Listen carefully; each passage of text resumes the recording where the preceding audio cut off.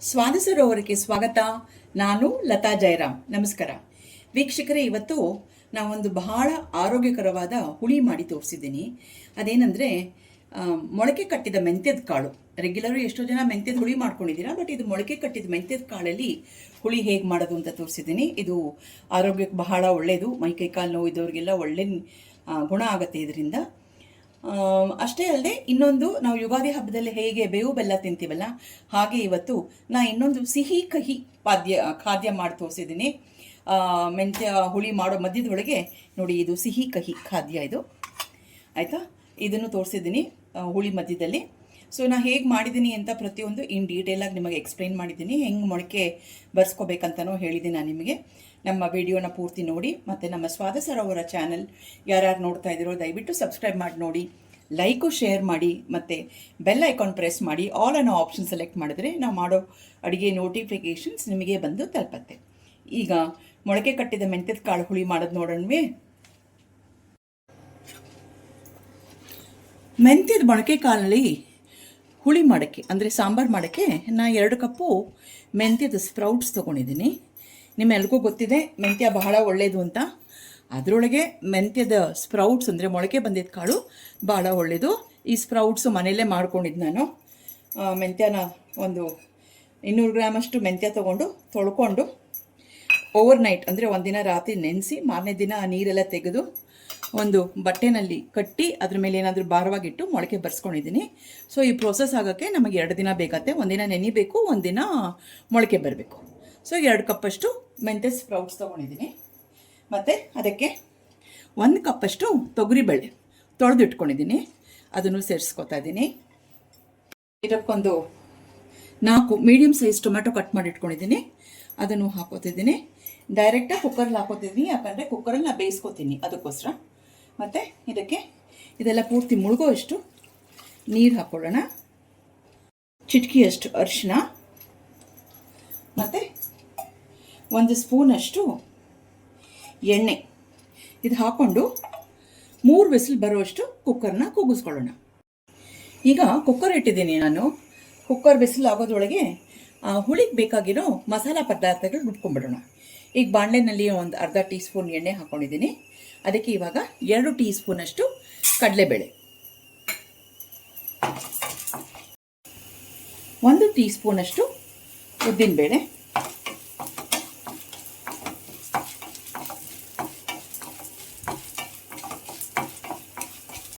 2 tea ಸ್ಪೂನಷ್ಟು ಕೊತ್ತಂಬರಿ ಬೀಜ ಅಂದರೆ ಧನಿಯಾ, ಅರ್ಧ ಟೀ ಸ್ಪೂನಷ್ಟು ಜೀರಿಗೆ, ಮತ್ತು 1/4 ಟೀ ಸ್ಪೂನಷ್ಟು ಮೆಂತ್ಯ. ಇಷ್ಟು ಹಾಕ್ಕೊಂಡು ಚೆನ್ನಾಗಿ ಪರಿಮಳ ಬರೋವರೆಗೂ ಹುರ್ಕೊಳ್ಳೋಣ. 4 ಬ್ಯಾಡಗಿ ಮೆಣಸಿನ್ಕಾಯಿ ತೊಗೊಂಡಿದ್ದೀನಿ, ಅದನ್ನು ಪೀಸ್ ಮಾಡಿ ಹಾಕ್ಕೊಂಡಿದ್ದೀನಿ, ಹುರಿಯೋಕೆ ಈಸಿ ಆಗುತ್ತೆ ಅಂತ ಹೇಳಿ. ಮೆಣಸಿನ್ಕಾಯಿ ಹುರಿದಿದೆ. ಇವಾಗ ಒಂದು ಅರ್ಧ ಹೋಳಲ್ಲಿ 1/4 ಭಾಗ ತೊಗೊಂಡಿದ್ದೀನಿ ನಾನು. ತೆಂಗಿನಕಾಯಿ ಪೀಸ್ ಮಾಡಿ ಇಟ್ಕೊಂಡಿದ್ದೀನಿ, ಇದನ್ನು ಸ್ವಲ್ಪ ಚೆನ್ನಾಗಿ ಹುರ್ಕೊಂಡ್ಬಿಡೋಣ. ಈಗ ತೆಂಗಿನಕಾಯಿ ಹುರಿದಿದೆ, ಸ್ವಲ್ಪ ಈಗ ಮಿಶ್ರಣ ತಣ್ಣಗಾಗಕ್ಕೆ ಬಿಡೋಣ. ವೀಕ್ಷಕರೇ, ಈಗ ಯಾವಾಗ ನಾವು ಮೆಂತ್ಯನ ಸ್ಪ್ರೌಟ್ಸ್ ಮಾಡ್ಕೊಂಡಿದ್ದೀವಿ ಆವಾಗ ಅದರದ್ದು ಇನ್ನೊಂದು ಉಪಯೋಗ ನಾನು ನಿಮಗೆ ಮಾಡಿ ತೋರಿಸ್ತಾ ಇದ್ದೀನಿ. ಈಗ ಒಂದು 4 ಟೇಬಲ್ ಸ್ಪೂನಷ್ಟು ಮೆಂತ್ಯ ಇಟ್ಕೊಂಡಿದ್ದೀನಿ ನಾನು, ಸ್ಪ್ರೌಟೆಡ್ ಮೆಂತ್ಯ. ಅದಕ್ಕೆ 2 ಸ್ಪೂನಷ್ಟು ಹುಡಿ ಬೆಲ್ಲ ಇದೆಯಲ್ಲ ಅದನ್ನು ಸೇರಿಸ್ಕೊತಾ ಇದ್ದೀನಿ. ಇದೊಂಥರ ಹೇಗೆ ಅಂದರೆ, ನಾವು ಯುಗಾದಿನಲ್ಲಿ ಬೇವು ಬೆಲ್ಲ ತಿಂತೀವಲ್ಲ, ಸಿಹಿ ಕಹಿ ಅಂತ, ಆ ಥರ ಇದೊಂಥರ ಮೆಂತ್ಯ ಮತ್ತು ಬೆಲ್ಲ. ಆ್ಯಕ್ಚುಲಿ ಮೆಂತ್ಯ ಮೊಳಕೆ ಬಂದ ಮೇಲೆ ಅದ್ರ ಬಿಟರ್ನೆಸ್ ಅಂದರೆ ಕಹಿ ಭಾಳ ಕಡಿಮೆ ಆಗುತ್ತೆ, ಎಲ್ಲೋ ಒಂಚೂರು ಹೋಗಚ್ಚು ಅನ್ನಿಸ್ಬೋದು ನಿಮಗೆ. ಜೊತೆಗೆ ಬೆಲ್ಲ, ಇದನ್ನು ನಾವು ಸೇವಿಸೋದ್ರಿಂದ ನೋಡಿ, ಫಸ್ಟು ಇವ್ರಿಗೊಂಚೂರು ಕೊಟ್ಟು ನೋಡ್ತೀನಿ ಟೇಸ್ಟಿಗೆ. ನೋಡಿರಿ, ತಿನ್ನು ನೋಡಿರಿ ಹೇಗಿದೆ ಅಂತ. ನಾನು ತಿಂದಿದ್ದೀನಿ ಈ ಥರದ್ದು, ನೀವೊಂದ್ಸಲ ತಿನ್ನು ನೋಡಿ. ದೇವ್ರ ಪ್ರಸಾದ. ನಾನು ಒಂಚೂರು ತಿನ್ನು ನೋಡ್ತಾ ಇದ್ದೀನಿ. ಚೆನ್ನಾಗಿದೆ. ಈ ಥರ ನಾನು ತಿಂದಿದ್ದು ಜ್ಞಾಪಕ ಇಲ್ಲ, ತುಂಬ ಚೆನ್ನಾಗಿದೆ. ನೆಕ್ಸ್ಟ್ ಟೈಮು ದಯವಿಟ್ಟು ಇದೇ ಥರ ಮಾಡಿಕೊಡಿ, ಬಾಯಿ ಆಡೋದಕ್ಕೆ ಚೆನ್ನಾಗಿರುತ್ತೆ. ಇದೊಂಥರ ಹಸಿ ಹಸಿ ಅಂದರೆ ಈ ಮೊಳಕೆ ಕಾಳು ಬಂದಿರೋದು, ಅಂದರೆ ಹೆಸರು ಕಾಳು ಮೊಳಕೆ ಕಾಳು, ಅದ್ರ ಜೊತೆಗೆ ತಿಂದಂಗೆ ಒಂಥರ ಅದರದ್ದು ಹಸಿ ಹಸಿ ಹಸಿ ಫೀಲಿಂಗು. ಮತ್ತು ಜೊತೆಗೆ ಬೆಲ್ಲ ತಿನ್ನೋದ್ರಿಂದ ಬಹಳ ಒಳ್ಳೆಯದು. ಮೇನ್ ಇದರೊಳಗೆ ಏನಂದರೆ, ಈ ಮೆಂತ್ಯ ಮತ್ತು ಬೆಲ್ಲ ಉಪಯೋಗಿಸೋದು ಆಯುರ್ವೇದಿಕ್ ಸಿಸ್ಟಮ್ಗಳಿಗೆ ಭಾಳ ಉಪಯೋಗಿಸ್ತಾರೆ. ಇದರಿಂದ ಒಂದು ಬಹಳಷ್ಟು ನ್ಯೂಟ್ರಿಷನಲ್ ಬೆನಿಫಿಟ್ಸ್ ಇದೆ. ಅಷ್ಟೇ ಅಲ್ಲದೆ ಡೈಜೆಷನ್, ಯಾರ್ಯಾರು ಜೀರ್ಣ ಪ್ರಾಬ್ಲಮ್ ಆಗುತ್ತೋ ಸೊ ಇದು ಬಹಳ ಒಳ್ಳೆ ಜೀರ್ಣಕಾರಿ. ಮತ್ತು ಊಟ ಮಾಡಿದ ತಕ್ಷಣ ಹೊಟ್ಟೆ ತುಂಬ ಉಬ್ಬತ್ತಪ್ಪ, ಹೊಟ್ಟೆ ಉಬ್ಬರ ಬರುತ್ತೆ ಅಂತಾರಲ್ಲ, ಅವ್ರಿಗೆ ಈ ನೆನೆಸಿ ಮೊಳಕೆ ಬಂದಿದ್ದ ಮೆಂತ್ಯ ತಿಂದರೆ ಆ ಹೊಟ್ಟೆ ಉಬ್ಬರ ಮತ್ತು ಹೊಟ್ಟೆ ಭಾರ ಎಲ್ಲ ಕಡಿಮೆ ಆಗುತ್ತೆ. ಮತ್ತು ಈ ಮೈಕೈ ಕಾಲು ನೋವು, ಜಾಯಿಂಟ್ಸ್ ಪೈನ್ ಅಂತಾರಲ್ಲ, ಆ್ಯಸ್ ಇಟ್ ಈಸ್ ಬರೀ ಮೆಂತ್ಯನೇ ಈ ಸಂಧಿ ನೋವು, ಸಂಧಿ ವಾತ ಇದ್ದವ್ರಿಗೆಲ್ಲ ಒಳ್ಳೆಯದು. ಅಂಥದ್ರಲ್ಲಿ ಈ ಮೊಳಕೆ ಬಂದಿರೋದ್ರ ತಿಂದರೆ ಬಹಳ ಒಳ್ಳೆಯದು. ಇದನ್ನು ಟ್ರೈ ಮಾಡಿ ನೀವು. ಮತ್ತು ಶರೀರನೂ ನಮ್ಮ ಬಾಡಿನೂ ಕೂಡ ಪೂರ್ತಿ ಕ್ಲೆನ್ಸ್ ಮಾಡುತ್ತೆ, ಒಂಥರ ಡಿಟಾಕ್ಸಿಫೈ ಮಾಡ್ದಂಗೆ, ಲಿವರ್ನ ಪೂರ್ತಿ ಡಿಟಾಕ್ಸಿಫೈ ಮಾಡುತ್ತೆ. ಇದು ಮಧ್ಯದಲ್ಲಿ ಸುಮ್ಮನೆ ಆ ಕಡೆ ಕುಕ್ಕರು ಕೂಗಾಯಿತು, ಆ ಪ್ರೆಷರ್ ಇಳಿಬೇಕು ಮತ್ತು ಹುರಿದಿದ್ದು ಆರಬೇಕಲ್ಲ, ಅದಕ್ಕೆ ಮಧ್ಯದಲ್ಲಿ ಇದನ್ನು ಮಾಡಿ ತೋರಿಸ್ದೆ, ಹೇಗಿದ್ರು ಮೊಳಕೆ ಕಾಳು ಇತ್ತಲ್ಲ ಅಂತ ಹೇಳಿ.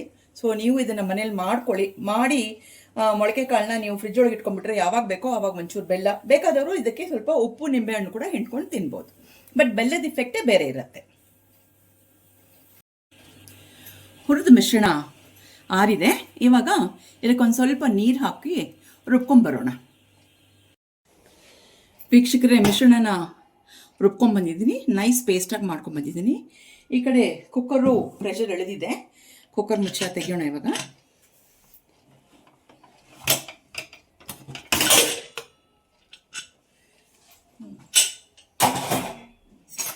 ನೋಡಿ ಎಷ್ಟು ಚೆನ್ನಾಗಿ ಬಂದಿದೆ. ಇವಾಗ ಈ ಟೊಮೆಟೊನೆಲ್ಲ ಒಂದು ಸ್ವಲ್ಪ ಮ್ಯಾಶ್ ಮಾಡಿಬಿಡೋಣ. ಒಲೆ ಹಚ್ಚಿ ಒಂದು ಸ್ವಲ್ಪ ಇದನ್ನು ಕುದಿಯೋಕೆ ಬಿಡೋಣ. ಸಣ್ಣ ಕುದೀತಾ ಇದೆ. ಇವಾಗ ನಾನು ಇದಕ್ಕೆ ಒಂದು 3 ಎಷ್ಟಷ್ಟು ಕರಿಬೇವು ತೊಳೆದು ಕಟ್ ಮಾಡಿ ಇಟ್ಕೊಂಡಿದ್ದೀನಿ, ಅದನ್ನು ಹಾಕ್ಬಿಡ್ತೀನಿ. ಮತ್ತು ಒಂದು ಸಣ್ಣ ನಿಂಬೆಹಣ್ಣು ಗಾತ್ರದಷ್ಟು ಬೆಲ್ಲ ತೊಗೊಂಡಿದ್ದೀನಿ. ಮೆಂತ್ಯ ಇರೋದ್ರಿಂದ ಒಂದು ಸ್ವಲ್ಪ ಬೆಲ್ಲ ಹಾಕಿದ್ರೆ ಒಳ್ಳೆಯದು. ಬೆಲ್ಲ ತೊಗೊಂಡಿದ್ದೀನಿ, ಅದನ್ನು ಹಾಕ್ತಿದ್ದೀನಿ. ಚೆನ್ನಾಗಿ ಕುದಿಲಿ. ಇವಾಗ ರುಬ್ಬಿರೋ ಮಿಶ್ರಣ ಏನಿದೆಯಲ್ಲ ಅದನ್ನು ಇದಕ್ಕೆ ಸೇರಿಸ್ಕೊಂಡ್ಬಿಡೋಣ. ಮತ್ತು ಜಾರ್ಗೂ ಒಂದು ಸ್ವಲ್ಪ ನೀರು ಹಾಕಿ ಮಿಕ್ಸ್ ಮಾಡಿಬಿಡೋಣ. ಇದಕ್ಕೆ ಮೊಳಕೆ ಮೆಂತ್ಯದ ಹುಳಿ ಕುದೀತಾ ಇದೆ. ಇವಾಗ ಇದಕ್ಕೆ ನಾವು ರುಚಿಗೆ ತಕ್ಕಷ್ಟು ಉಪ್ಪು ಹಾಕ್ಕೊಳ್ಳೋಣ. ಮತ್ತು ಒಂದು ದೊಡ್ಡ ನಿಂಬೆಹಣ್ಣು ಗಾತ್ರದಷ್ಟು ಹುಣಸೆ ಹಣ್ಣು ನೆನೆಸ್ಕೊಂಡು ರಸ ತೆಗೆದಿಟ್ಕೊಂಡಿದ್ದೀನಿ, ಅದನ್ನು ಇದಕ್ಕೆ ಸೇರಿಸ್ಬಿಡೋಣ. ಇವಾಗ ಚೆನ್ನಾಗಿ ಕುದಿಲಿ. ಕುದ್ದಾದ್ಮೇಲೆ ಸ್ವಲ್ಪ ಹಿಂಗೆ ಹಾಕ್ಬಿಡೋಣ. ವೀಕ್ಷಕರೇ, ಹುಳಿ ಚೆನ್ನಾಗಿ ಕುದೀತಾ ಇದೆ. ಕಡೆಯದಾಗಿ ಒಂದು ಟೀ ಸ್ಪೂನಷ್ಟು ಹಿಂಗೆ ಹಾಕ್ತಾ ಇದ್ದೀನಿ. ಆಮೇಲೆ ಒಂದು ಸಾಸಿವೆ ಒಗ್ಗರಣೆ ಕೊಟ್ಬಿಟ್ರೆ ನಮ್ಮ ಮೊಳಕೆ ಕಟ್ಟಿದ ಮೆಂತ್ಯದ ಹುಳಿ ಅಥವಾ ಸಾಂಬಾರ್ ರೆಡಿ. ಸಾಸಿವೆ ಒಗ್ಗರಣೆ ರೆಡಿಯಾಗಿದೆ. 1 ಟೀ ಸ್ಪೂನಷ್ಟು ಸಾಸಿವೆ ಹಾಕಿದ್ದೀನಿ, ಒಗ್ಗರಣೆ ಹಾಕ್ತೀನಿ. ಘಮ ಘಮ ಅಂತಿದೆ. ಮೆಂತ್ಯದ ಕಾಳು ಮೊಳಕೆ ಬಂದಿದ್ದು ಹುಳಿ. ಸೊ ನಾವು ಊಟಕ್ಕೆ ಹೋಗ್ತೀವಿ ಇವಾಗ. ಸೊ ಇಷ್ಟು ಹೇಳಿ ನಮ್ಮ ಈ ವಿಡಿಯೋನ ಮುಗಿಸ್ತೀವಿ. ಮತ್ತೆ ಸಿಗ್ತೀನಿ. ಮತ್ತೆ ಇನ್ನೊಂದು ಹೊಸ ರುಚಿ ಆರೋಗ್ಯಕರವಾದ ಅಡುಗೆ ತೊಗೊಂಡು ಬರ್ತೀನಿ ನಿಮ್ಮ ಹತ್ರ. ಅಷ್ಟವರೆಗೂ ನೀವು ನನಗೋಸ್ಕರ ಕಾತುರದಿಂದ ಕಾಯ್ತಾ ಇರ್ತೀರಾ ಅಂತ ಅಂದ್ಕೊಂಡಿದ್ದೀನಿ. ಇಷ್ಟು ಹೇಳಿ ಈಗ ನಮ್ಮ ಈ ವಿಡಿಯೋನ ಕ್ಲೋಸ್ ಮಾಡ್ತಾ ಇದ್ದೀವಿ. ನಮಸ್ಕಾರಗಳು.